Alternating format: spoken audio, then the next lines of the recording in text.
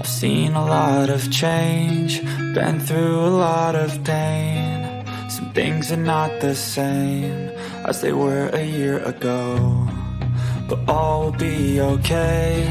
I move on each and every day. The past is where it stays, way back a year ago. I've changed for the better this time.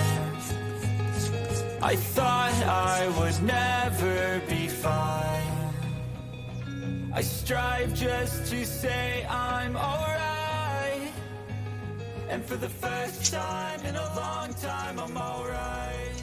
I've seen a lot of change, been through a lot of pain.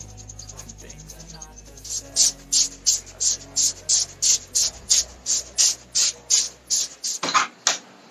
A month ago, I made a concoction that is called OHN. I make OHN because I want to repel insects, pests, and bugs that attack and harm my plants.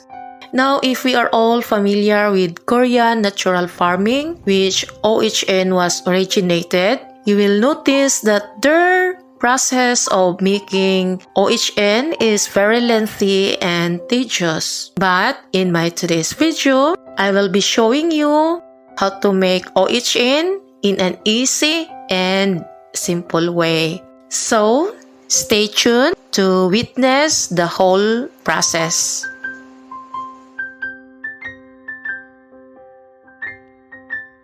Some facts about OHN before we dive deep into the process of making it.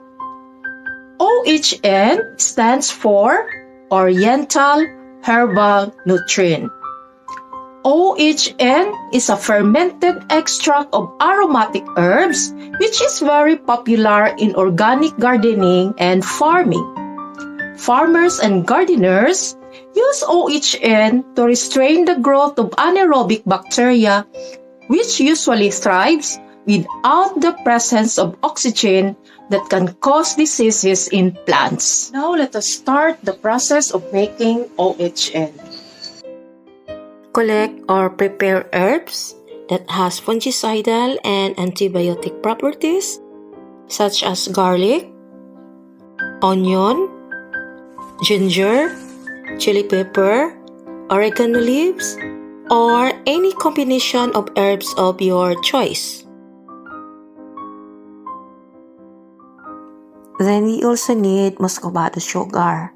But if we have no muscovado sugar, we can use the ordinary brown sugar. Another best option is to use molasses. But today I am using the brown sugar because as I found this, there is no available muscovado sugar in our place and I already used up the molasses that I make at home. I have a video of that. I will put the link below, and if you have time, please do watch it. Then the last ingredient to prepare is vegetable oil. Then we shall now skin the garlic and onion. Now instead of chopping or slicing them, I use the grater to grate them. I grate the onion first. Some trivia about onion. Onion has a sulfur compound that keeps bugs away by producing an odor that bugs hate. Garlic has an active sulfur compound called allicin that causes the strong smell of garlic. The stinging sharp aroma of the allicin makes the pest reluctant to approach. Grate also the ginger. Ginger contains zenzeron-ketone compounds that have a spicy taste, causing the insect's body to feel hot, fever, and die. Next, I chop the oregano leaves. Oregano leaves produces oil that is considered as an excellent antiseptic and insect repellent.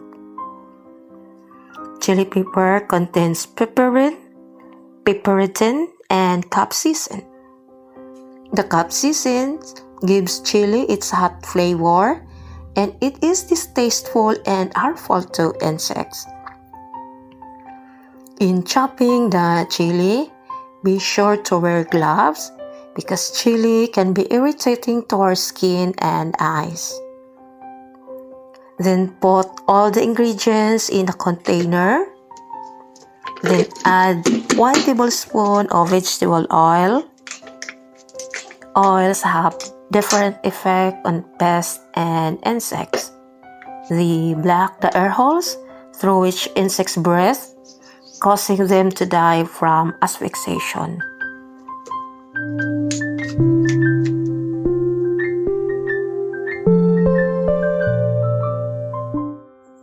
Add equal amount of brown sugar. The brown sugar serves as a food source for the microbes carrying out the fermentation process. Mix it well. Make sure all the ingredients are coated with sugar.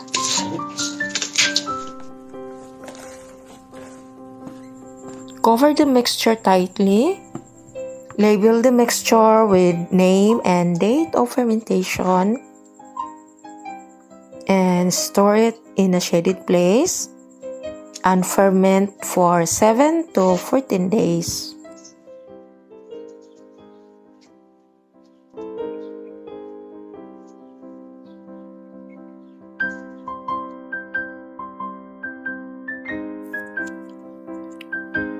After 14 days of waiting, my concoction is now ready to harvest.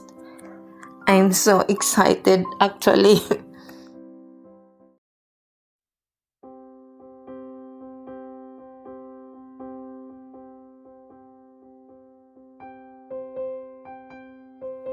Now, try to smell your concoction. If the concoction has a pleasant aroma, that means it is good. But if the smell is rancid and unpleasant, that means the concoction is spoiled. So to avoid this, be sure to always use clean materials so that the concoction will not be contaminated.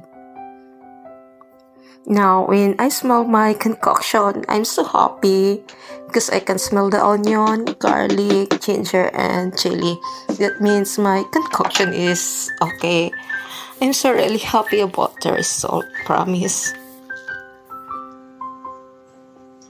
Now, let's strain the mixture using the clean strainer. Squish them to get more the extract.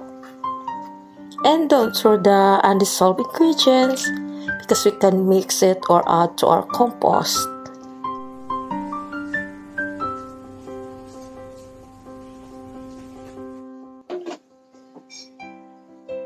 Now let's transfer it to a new container. And ta-da! We now have our OHN.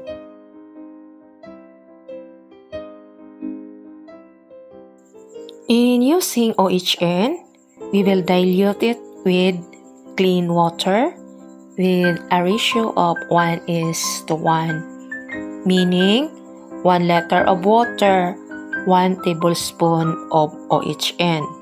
But in severe cases, we can double the dosage if needed. By the way, the water I am using here is rainwater. Then, we can apply it as a foliar spray on the affected plants.